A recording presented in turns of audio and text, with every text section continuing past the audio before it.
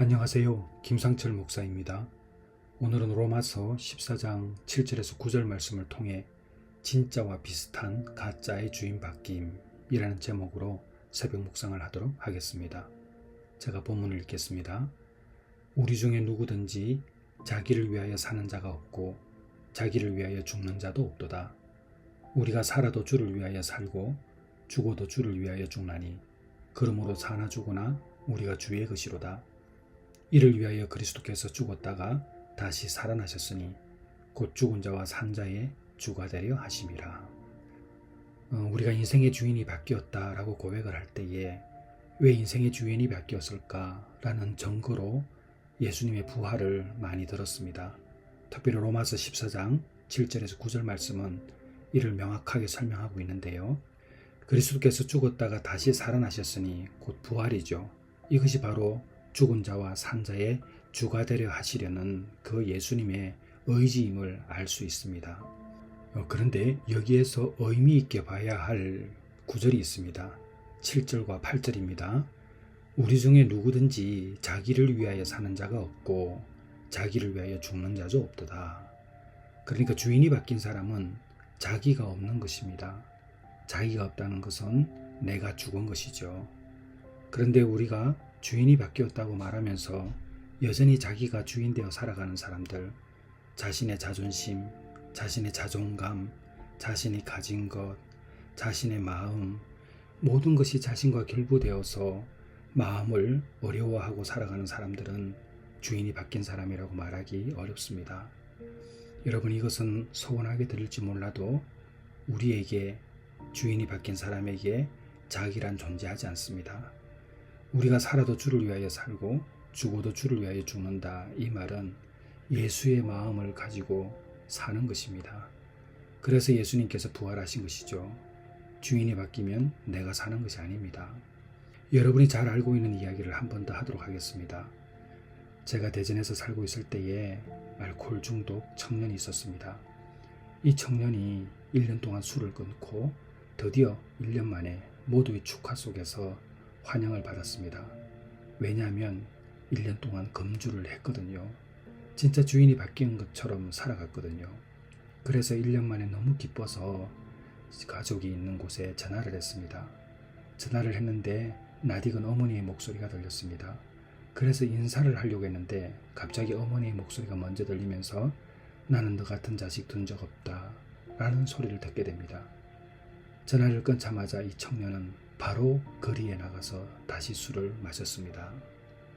저는 이 이야기를 할 때 처음에는 가족이 믿어주어야 하는데 가족이 믿어주지 않아서 이런 일이 일어났다라는 어떤 메시지를 잘 전했습니다. 그러나 이후 다시 보탠 것은 이 청년이 아직은 주인이 바뀌지 않은 것입니다. 회복되지 않은 것이죠. 주인이 바뀌었다고 자신도 고백하고 주변에서도 인정해 주었지만 그는 바뀐 것이 아니었습니다. 진짜와 같은, 진짜와 비슷한 가짜였습니다. 주인이 바뀌지 않으면 다시 재발합니다. 1년 만에 그는 다시 재발한 것이죠. 잠시 술을 끊고 도박을 끊고 음란을 끊고 약을 끊어도 주인이 바뀌지 않으면 재발한답니다. 어제 저는 서울에서 중독 사역을 하는 네 분의 목사를 만나 향후 사역을 계획했습니다. 만난 분들은 우리 배들 회복 공동체 협력 사회자이기도 한 박종현 박사, 경기대 교수도 역임하셨죠. 그 다음에 서울중독심리연구소 김영건 소장, 그리고 세움교회 김동현 목사, 그리고 저 이렇게 4명이 만나서 여러 가지 대화를 나누었습니다. 그러던 중 한국 기독교인이 600만이라는 통계를 듣게 되었는데 왜 일이 생경했는지 모르겠습니다.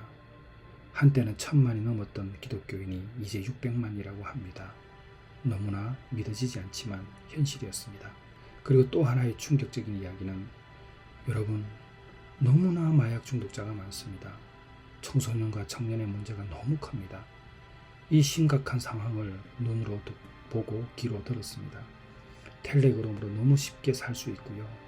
도박 중독에 빠진 젊은이들이 쉽게 돈을 벌기 위해서 중간 연락책이 되기도 한답니다. 그리고 세 번째는 복음적으로 치유하는 기관이 없습니다. 입소시설은 아예 없고 정말 많은 준비가 필요한데 아무 준비도 하지 못하고 있는 것이 현실입니다. 현재의 정부가 깊은 관심을 갖고 있지만 기독교의 관심은 여전히 제자리 걸음이고 후퇴하고 있습니다. 어제 모인 4명, 저를 포함해서입니다.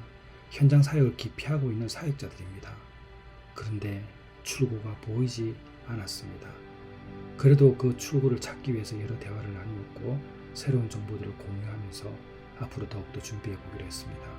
사랑하는 성도 여러분, 우리 교회는 회복과 치유 사역을 위한 부르심이 있습니다. 아직은 미숙한 점도 많고 부족한 점이 적지 않지만 함께 기도하면서 한 걸음 한 걸음 걸어갔으면 합니다.